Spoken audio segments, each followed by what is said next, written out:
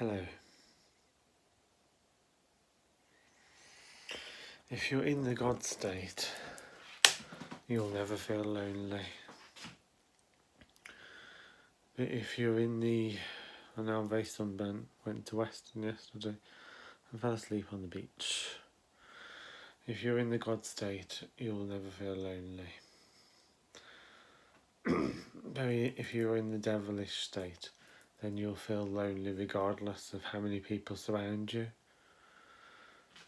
And if you're in the God state, even if you spend most of your time on your own, you'll feel happy and satisfied and glad in your heart. Because loneliness goes way beyond a person's mind. Loneliness is actually an echo of your mind. When you go into a cave and you shout something, for instance, Wookey Hole or Cheddar Gorge, if you shout something, the echo will echo back at you.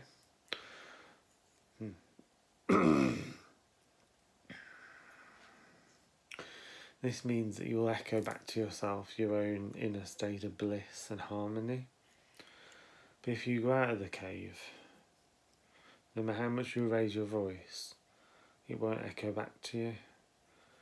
Which is to say that regardless of what you do, your inner state of being has the opportunity to be lost, and will be lost if it is not nurtured. This is the difference then between the God state and the devilish state.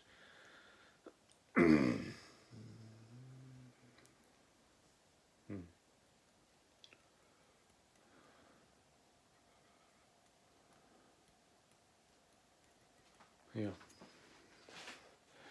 The God state is utter tranquility, the God state. And the dark state is utter darkness and ignorance and delusion. And sometimes it takes that splitting up of a relationship, sometimes it takes that being on your own in order to discover. In Buddhism, they say you have to go into the cave in order to discover yourself. There is no other way. You could say that this flat is my cave. You could say that these walls are the walls of my cave. You could say that I had to be here now in order to discover myself.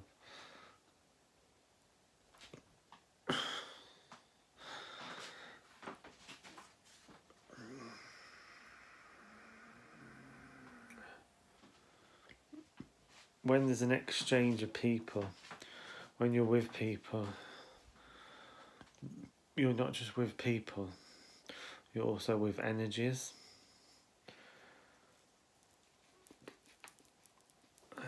For instance, I don't know if anyone's noticed this, but if you go into a cathedral or a church or any kind of religious place, you'll automatically feel a feeling of reverence, a feeling of purity. The same can be said if you went to a psychiatric ward.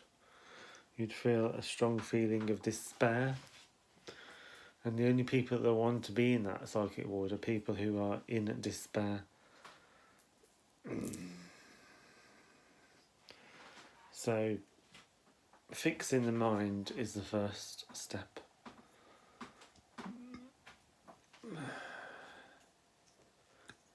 They say that there were 3 great wizards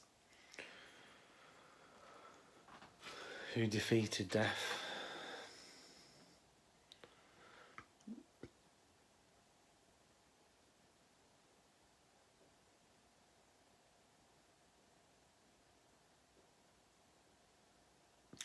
Because the waters were supposed to wash them away and drown them. But they took out their wands.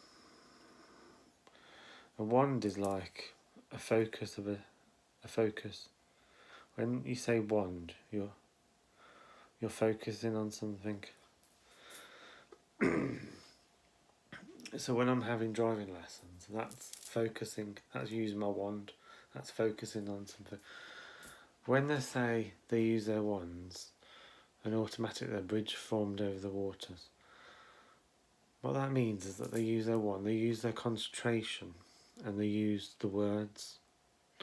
The word is the vibration, the mantra. They use the willpower, the wand, and they use the mantra, the words. And with both of them combined, a bridge was formed over the waters.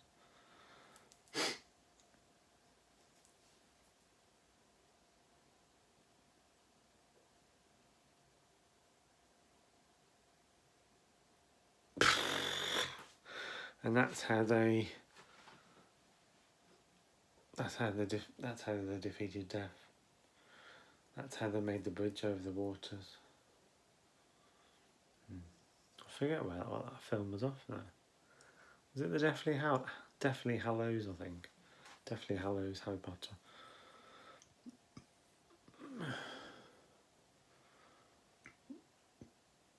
It's all about focus. It's all about willpower. It's all about discipline. Without those things,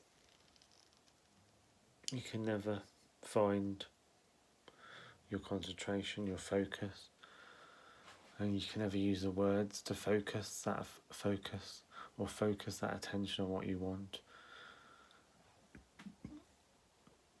They focused very strongly on what they wanted, and they combined the three: the inner self, the outer self, and the omnipresent one, the three wizards.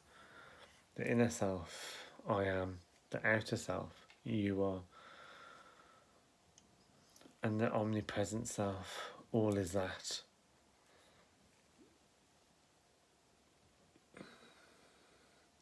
That is the way.